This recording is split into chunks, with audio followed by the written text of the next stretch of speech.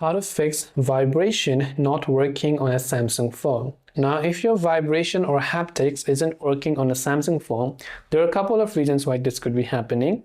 First, turn off Do Not Disturb mode and make sure your phone is not set to mute. So if it's set to mute, just tap on the sound toggle to change it to vibrate or to sound right here. But you want to make sure that vibration isn't turned off. Once you've done that, open settings and go to sounds and vibration. Now you can simply go all these particular options. Here you can see vibration intensity. You want to make sure the vibration intensity isn't set to nil. So when this vibration intensity is set to nil, then in that case you will not be able to receive a vibration. So you want to make sure that's not the case. Second, you want to go to system vibration and make sure that these vibrations are not turned off, because if it is turned off, then you will not be able to receive the vibration. So you want to make sure to enable this. Now even after you do all this, it's not working, we're simply going to reset the settings.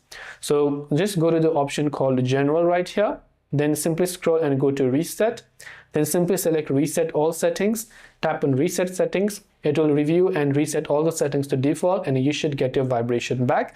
You can also try to restart your Samsung device or also check if there is any sort of software update available for you.